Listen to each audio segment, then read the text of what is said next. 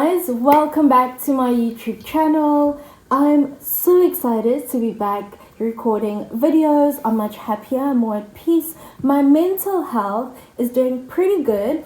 So yeah, stay tuned to this video because I'm about to explain what my experience was like moving to China. Okay, so before we continue this video, please hit the like button, comment and subscribe. Any questions that you may have if you're considering moving to China, and more specifically if you're considering moving to Shenyang, which is in the northeast of China.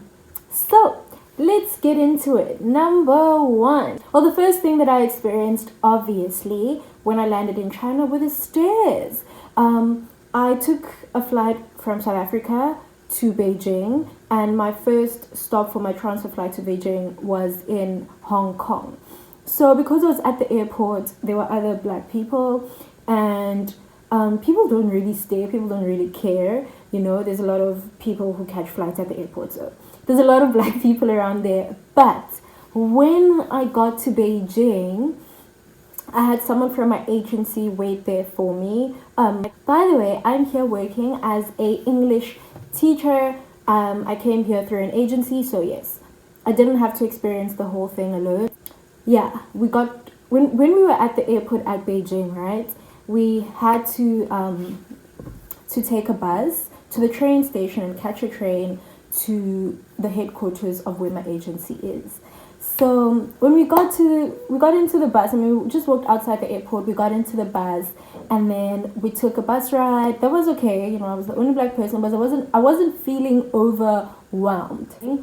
So yeah, we got into the bus, we took the bus ride, very long. Well, yeah, I'm surprised at how far the airport is from the train station, but it was a very long bus ride. I don't remember specifically how long, like 30 minutes or whatever. But yeah. And then when we got to the train station, wow. It was really, really packed. Now there, it actually hit me that I was the only black person around. And, you know, I looked around me and I was prepared for this, okay? I knew that China was a homogeneous country and there's not a lot of diversity here. So I was ready for the stares. But let me tell you, like, reading that people are going to stare at you and actually experiencing it are two totally different things. So, luckily I wasn't alone. So we were talking, you know, he does know how to speak English, so that was very, very helpful for me. So we were just talking, and I was asking him all the questions that I had, and yeah. Obviously, now people are staring and I'm hungry. So I'm thinking the perfect hideout spot would be to find a place to eat while we wait for our train. So, yeah. So we found a place to eat. Well, first of all, Tom, which is my representative from the agency, he asked, where would you like to eat? Obviously, I look around, and I see KFC and I see McDonald's banners, you know. So I'm like, of course I'm gonna go with what I know, right? So I'm like, okay, let's just go to McDonald's. You know, McDonald's should taste the same from around the world. So when we got there, I just got some fries, some chicken, and yeah, I don't think I got a burger, but it tasted the same. You know, it was okay. It was a good meal. It was filling. And then yeah, we got into, I'm saying a lot, right? Yeah, we got into the train station. Oh my goodness. I didn't have a lot of bags that I was carrying, but I was so uncomfortable. Like everywhere I looked, people were literally staring at me. It's a lot. It's really a lot to experience because people pull out their phones, people point at you, people talk about you. And you know where you're from, you would find that like very disrespectful. I'm from South Africa, and most of the people who watch my videos are from South Africa. So you know when someone is looking at you, you're like, what you looking at? Why are you looking at me? But I can't speak. I can say the basics, but I can't say that in Chinese. So now I'm just there like, okay, Natasha, just smile. just smile. You know, like you're that one black girl that some people are seeing for the first time, or people are not used to seeing, and it's a new experience for them, or whatever. And then yeah, that was okay, you know. And then yeah, I got back to no, I got to the city where the headquarters for my agency is, and then yeah, I settled in. They booked the hotel, so I got some rest. So the second thing that you will experience beside the stairs is like the jet lag. The jet lag is crazy. Like, I'm not someone who likes to sleep that much. If you know me, you know. I'm like an early bird. I can stay like on YouTube or on my phone for like hours and not care about sleeping, but I was out. Like for the first 2 days, I was completely out.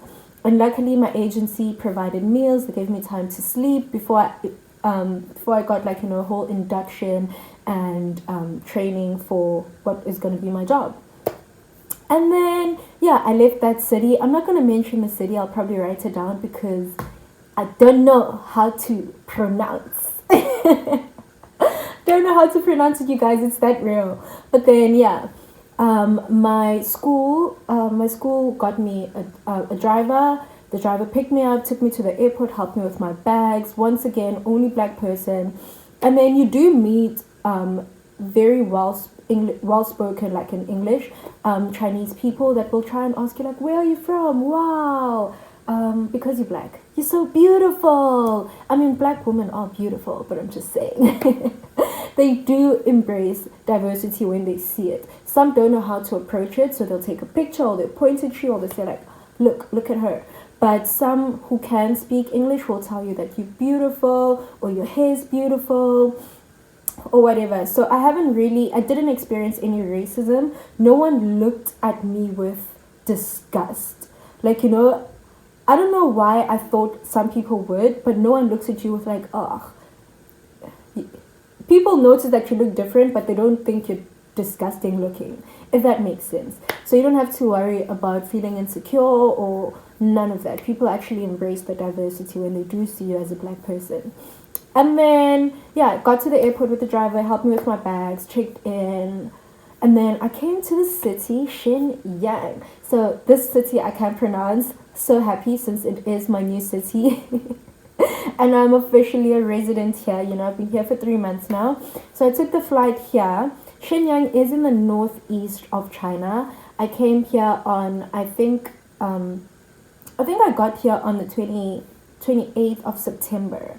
Yeah, 28th of September. When I got here, I was so excited. They took me out. I got a great welcome. Took me out to a Chinese restaurant. They asked me what I would like to try out. I chose out what I would like to try out. I tried out good food. You know, I settled in well. And then at the end of the dinner, let me slow down.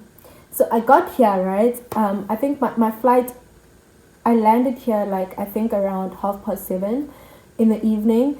And my headmaster, my manager, and my English foreign teacher, manager, whatever, she was also around. So they had waited for me to take me out to a whole welcome dinner. So I didn't actually get to the city and go see my apartment, settle in, freshen up, none of that. I just got there and straight got to dinner. Another agency representative also picked me up with his car, very nice guy.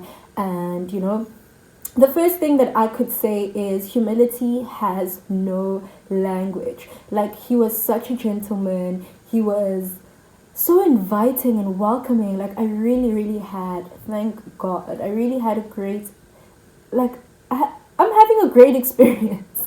Let me keep it at that. I'm having a really great and easy transition from South Africa to China. So yeah, we went out for dinner, and then after the dinner, you know, they're like, okay, so here are the keys. We are driving to your apartment. When I walked in, I was satisfied. I was happy. It's a 1-bedroom apartment. I mean, it's not small, but it's not big. It's just the perfect size for me, and it was already fully furnished, which made me very happy. So with my school, is the school that I work for, they kind of give you options to choose from, but I was so happy with my first option that I was just like, okay, righty, I am taking this one. The only issue I will say was that they don't sleep on mattresses, or let me say, they don't sleep on comfortable mattresses. So because I already have done my research and I had spoken to people who are already working here, I knew to check for the mattress. So even though I was happy with everything else, I went to the bedroom and I made sure that, hey, I need a mattress. I need to sleep comfortably, you know. And to my surprise, definitely there was not one, and I pointed it out and they arranged for me to get one. Even though it wasn't the best, but at least they bought me a brand new mattress. The apartment was semi-clean. It looked clean when you walk in, but obviously I had to check under the bed, under the couch, under the cupboards, inside the cupboards, everything to make sure that since I'm going to be living here and this is going to be my new home, I want it to be clean, right? So yeah, the next day, which is the 29th, I went to my workplace. First morning, my English manager came. She picked me up. We took a bike ride, which is like, it was just like a 3-minute ride because I think work is like a 6-minute walk around the corner. Yeah, when we got there, I met a great South African couple. Very young, close to my age, actually just a year older than me. So yeah, they were so welcoming. I love that I'm working at the smaller branch of my school. There's a bigger and a smaller one, and I'm at the smaller one, which is more intimate, and I can get to know everyone on a personal level. So I'm very thankful for that. So yeah, when I got there, everything was amazing. Everything was amazing. And the same day that I met them, it was actually another foreign teacher's birthday. So I got invited out to dinner.